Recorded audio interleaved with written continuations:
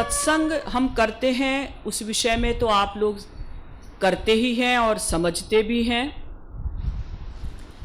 लेकिन सत्संग करने के साथ साथ हमें एक बात का और ध्यान रखना है कि हम कुसंग से बचें। ऐसा न हो कि कमाई कम हो और गंवाई अधिक हो जाए। जैसे किसी से पूछा जाए कि भाई तुमने एक साल में इस साल कितना कमाया, तो वो कहता है कि 2 लाख। और कितना बचाया? 1 लाख। दूसरे व्यक्ति से पूछा तुमने इस साल कितना कमाया? 4 लाख। और कितना खर्च किया? 5 लाख। यानी 1 लाख के कर्जदार हो गए। तो पहले व्यक्ति ने तो 2 लाख कमाया, उसमें से भी 1 लाख बचा लिया, और तुमने 4 लाख कमाया, फिर भी 1 लाख का कर्जा हो गया। हाँ जी, वो हम जरा रुआब में आ गए थे, शान में आ गए थे कि चलो पैसा आया है, अमेरिका चलते हैं, इंग्लैंड चलते हैं, और बस मटर गश्ती में हम पैसे को फूंक दिए। हमने मान लो पूरे जीवन में लाखों कमाया या करोड़ों कमाया, चौराहे पर रखा और कोई उठा के ले गया। तो गवाई यानी गमाना नहीं होना चाहिए। कमाई भले ही कम हो, क्योंकि केवल कमाई नहीं देखी जाती कि हमने कितना कमाया है, उसमें से कितना उसको हमने बचा कर रखा है। बहुत से लोग कहते हैं कि महाराज जी हम तो 20 साल से आपके पास आ रहे हैं, 20 साल से सत्संग कर रहे हैं। ठीक है, लेकिन 20 वर्षों में तुम कितने दिन महाराज जी के पास रहे? और जितने दिन रहे भी तो कितने घंटे तुमने महाराज जी के अनुसार अपने जीवन को चलाया, साधना की? वो देखा जाएगा ना। ये नहीं देखा जाएगा कि हम 40 वर्ष से सत्संग में हैं, हम 20 वर्ष से सत्संग में हैं। तुमने कितना कमाया और कितना बचाया। जैसे दीपावली के दिन दुकानदार देखते हैं कि भाई हमने 1 वर्ष में कितना कमाया और कितना खर्च हुआ, तो फिर कितना प्रॉफिट हुआ, कितना बचा। तो कुसंग से हमें सावधान रहना है, वरना हजारों जन्म की साधना भी कुसंग से 0 पर आ सकती है। इसीलिए आप लोग बार बार अजामिल का आख्यान सुनते हैं कि अजामिल के लिए भागवत में लिखा है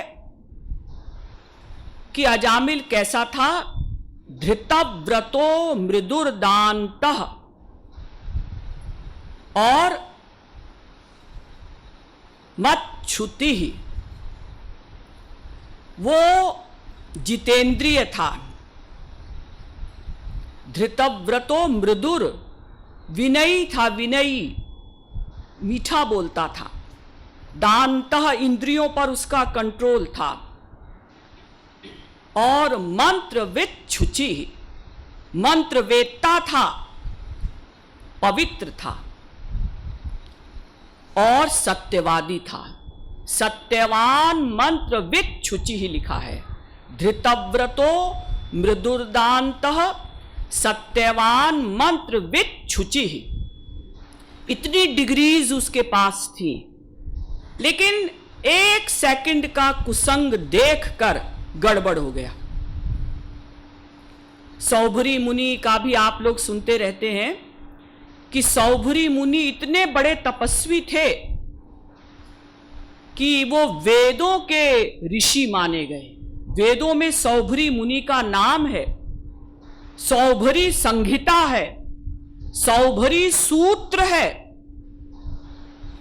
इतने बड़े तपस्वी कि उन्होंने हजारों वर्ष, कभी तो यमुना जी में 1 पैर से खड़े होकर, कभी पूरा डूब कर तपस्या की। और इनमें इतनी शक्ति कि जिस समय भगवान श्री कृष्ण ने कालिया नाग को नाथा है, यमुना जी से बाहर निकाला है कालिया नाग पर नृत्य करके, उससे पहले गरुड़ जी आए थे कालिया नाग को खाने के लिए। तो सौभरी मुनि ने डांट कर भगा दिया था, चले जाओ यहां से, तुम इसको नहीं खा सकते, ये मेरी सुरक्षा में है। इतने पहुंचे हुए ऋषि, और उन्होंने एक दिन यमुना जी में जब तपस्या कर रहे थे, ऐसे आंखें खोली तो मत्स्य राज को देखा, मछली को देखा प्यार करते हुए, और काम वासना जाग गई। यमुना जी से बाहर निकले और सोचा कि मुझे विवाह करना चाहिए, लेकिन किस लड़की से शादी करूं, कहां ढूंढूं, यहां वहां साधारण लड़की क्यों ढूंढी जाए। तो उस समय अयोध्या के राजा थे, राजा मानधाता, और केवल अयोध्या के ही नहीं, पूरे विश्व के 7 द्वीपों के वो राजा थे। उन्होंने सोचा कि उनके पास चलना चाहिए, उनसे एक लड़की हम मांग लेंगे। तो राजा मानधाता के 50 लड़कियां थीं। सौभरी मुनि ने कहा कि राजन, मैं आपकी एक पुत्री से विवाह करना चाहता हूं। मानधाता ने देखा, इतना बुढ़ा, इसके तो हड्डी हड्डी है, मांस तो जैसे है ही नहीं, जर्जर शरीर है, 1000 वर्ष का ये बूढ़ा, इससे कौन मेरी लड़की शादी करेगी, मैं किस लड़की का जीवन बर्बाद करूं।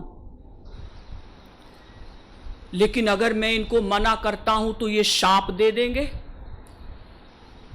तो मानधाता ने मध्यम मार्ग अपनाया और कहा कि हे ऋषि, हे मुनि, मैं अपनी 50 लड़कियों को आपके सामने से निकालता जाऊंगा, जो लड़की आपको पसंद करेगी मैं उससे आपका विवाह कर दूंगा।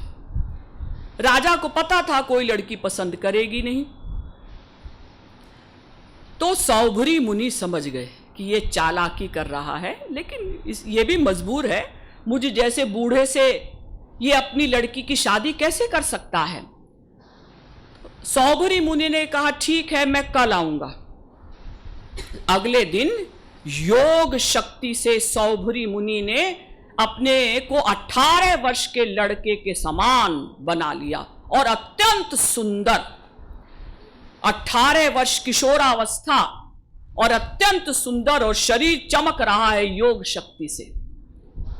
तो 50 लड़कियों ने पसंद कर लिया और आपस में लड़ने लगी, हम इनसे शादी करेंगे, हम इनसे शादी करेंगे, हम करेंगे। तो सौभरी मुनि ने 50 से शादी कर ली। अब राजा मानधाता को टेंशन हुई कि ये 50 ने इनको वरण कर लिया है, अब इनमें सौतिया डाह हो जाएगी, आपस में लड़ेंगी। तो वो बात भी सौभरी मुनि समझ गए और उन्होंने तुरंत अपने योग शक्ति से 50 शरीर बना लिए और 50 महल बना लिए और उनमें इतनी सुख सुविधाएं दी, इतना सब ऐश्वर्य का सामान था कि जो पूरे विश्व के राजा थे, राजा मानधाता, उनसे अधिक ऐश्वर्य उनके महलों में। अब 50 लड़कियों से जब शादी हो गई और साथ रहने लगे, तो अब सबसे 10-10 बच्चे हुए, फिर उनके बच्चे, फिर उनके बच्चे। जब बहुत समय बीत गया तो सौभरी मुनि ने एक दिन एकांत में सोचा, अरे मैं कहां था, कितना बड़ा तपस्वी था, और 1 मिनट के मत्स्य राज के उस रास विलास को देखकर मेरा इतना पतन हो गया कि आज मैं इतना नीचे गिर गया कि मैं 50 से 500 हुआ, 5000, इतने मेरे बच्चे कच्चे हो गए। तो उन्होंने कहा, ऐ मनुष्यों, अहो पश्यत में विनाशम, ऐ मनुष्यों मेरा विनाश देखो। यानी हमें कुसंग से बचना है। भले ही कमाई कम हो, सत्संग हम कम करें, लेकिन कुसंग से सावधान रहें।